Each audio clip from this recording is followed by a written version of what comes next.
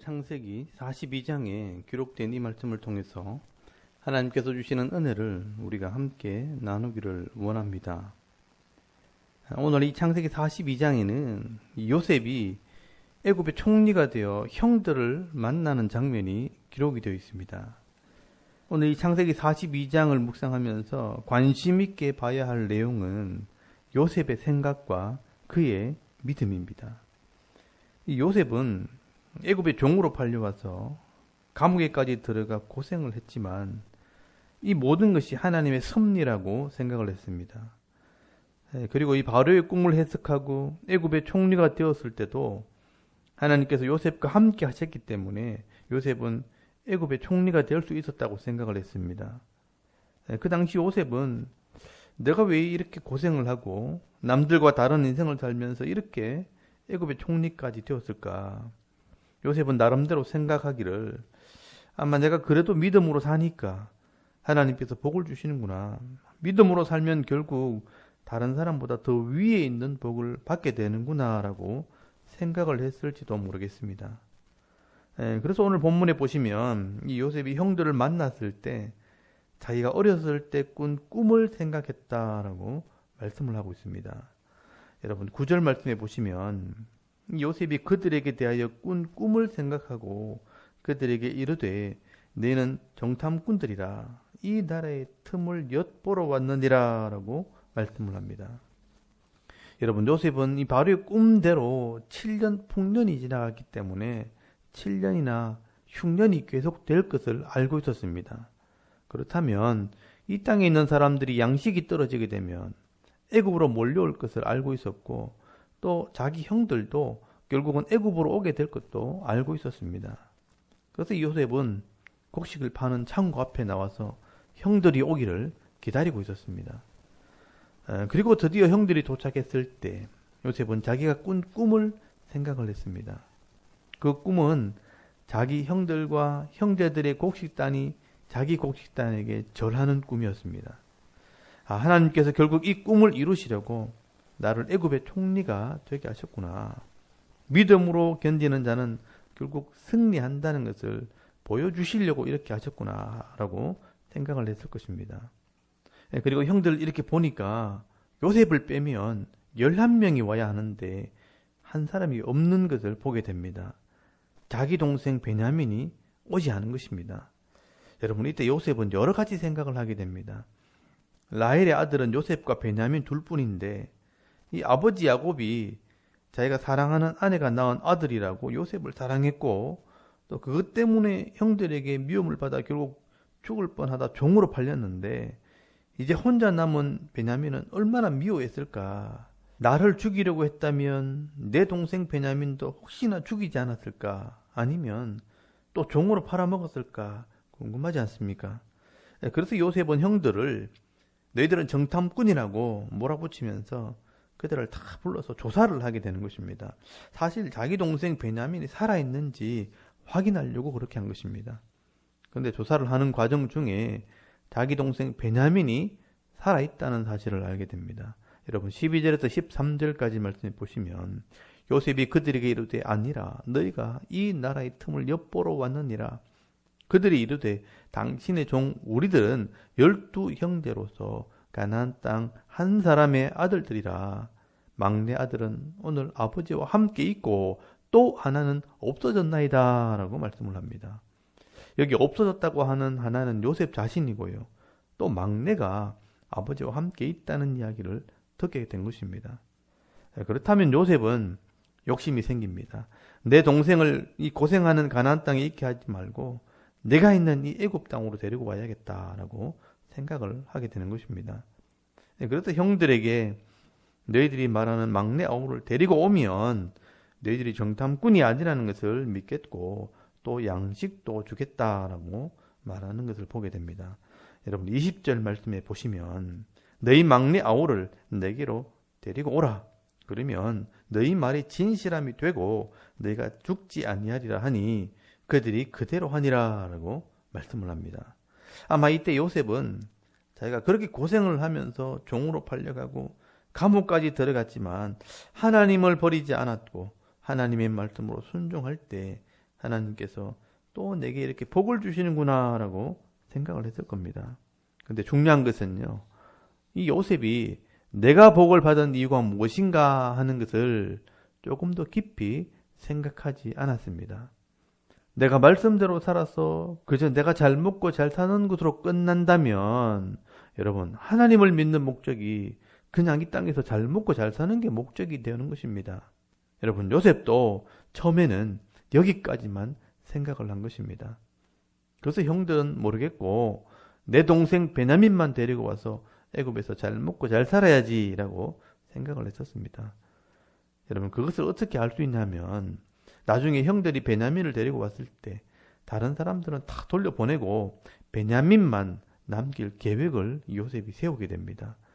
여러분, 요셉은 머리를 써서 자기 은잔을 베냐민의 곡식 주머니에 숨겨서 이 베냐민만 남겨놓게 합니다. 여러분, 창세기 44장 17절 말씀을 미리 한번 찾아보시기 바랍니다. 거기 보시면 요셉이 이르되 내가 결코 그리하지 아니하리라.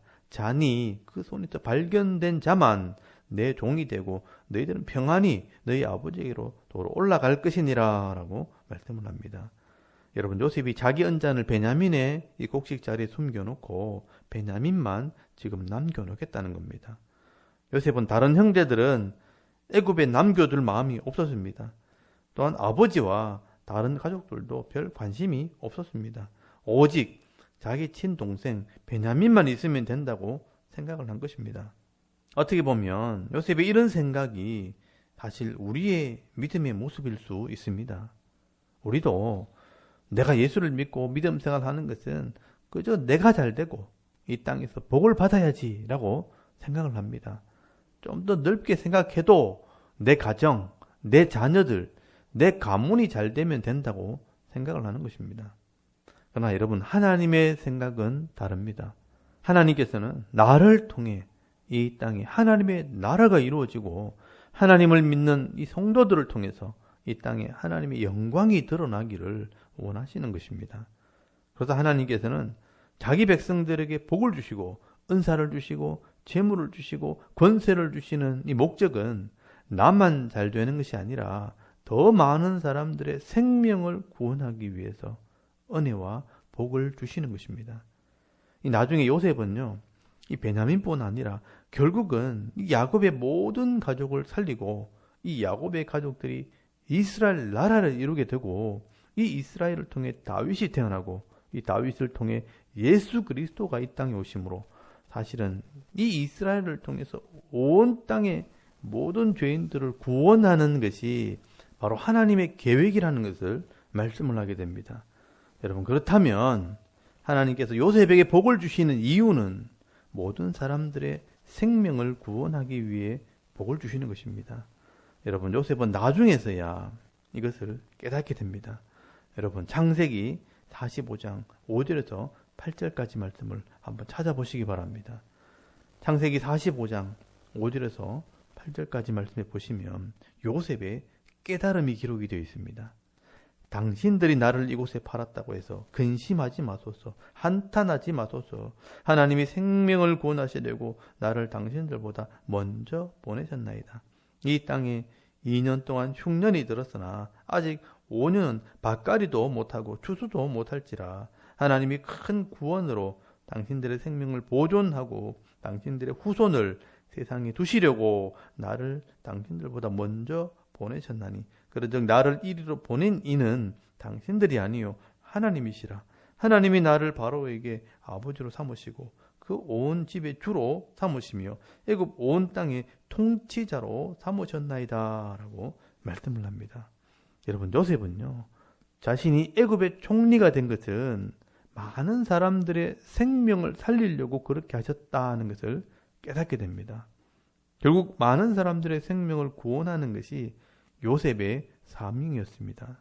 여러분, 이것을 하나님의 경륜, 하나님의 구원 계획이라고 말하는 것입니다. 이것이 바로 성도들의 복이고 성도들의 사명이라는 것입니다. 여러분, 하나님께서는요, 내게 복을 주시고 이 땅에서 풍성함을 주시는 이유는 나만 잘 되라고 주신 것이 아니라 더 많은 사람들에게 이 복을 나눠주고 다른 사람들의 생명을 살리게 하시려고 복을 주시는 것입니다. 이것이 성도와 교회의 사명이요, 또 목적이 되어야 하는 것입니다.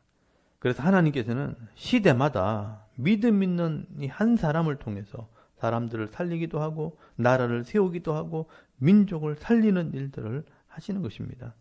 그런데 이런 믿음을 가지는 것이 사실 쉽지 않습니다. 이런 깨달음을 가지고 쓰임받는 사람이 많지 않다는 것입니다. 그래서 우리가 이 하나님 말씀을 통해서 하나님의 뜻을 깨닫고 순종하는 이 믿음의 사람들이 되어야 하는 것입니다. 여러분, 오늘도 하나님께서 이 믿음의 사람들에게 은혜를 베푸시고 복을 주십니다. 그러나 그 복이 나 개인의 복으로 끝나지 마시고 오늘 창세기 42장에 요셉이 하나님의 뜻을 알아가는 이 모습을 보면서 하나님의 마음을 깨달으시고요, 또 내게 주신 은혜와 복을 가지고 다른 사람들을 살리고 또 많은 생명들을 살리는 이 사명을 감당함으로 나를 통해 하나님의 나라가 이 땅 가운데 이루어지고 또 많은 사람들에게 하나님의 영광을 드러내는 이 빛과 소금의 역할을 잘 감당하는 저와 여러분의 이런 영적인 삶의 모습이 되실 수 있기를 주의 이름으로 축원합니다. 아멘. 우리 잠깐 기도드리겠습니다. 오늘도 이 하나님의 은혜를 누리고 전하는 사명자의 길을 가게 하옵소서. 또 나라와 민족을 위해 기도해 주시고요, 섬기는 교회와 가정과 자녀들의 믿음을 위해서 오늘 하루 해야 할 일들을 위해서 기도하고 오늘 하루 삶을 또 시작할 수 있기를 바랍니다. 다 같이 우리 하나님께 한번 기도드리겠습니다. 살아계신 하나님, 은혜를 감사합니다. 오늘 이 아침에 하나님을 예배하게 하시고 창세기 말씀을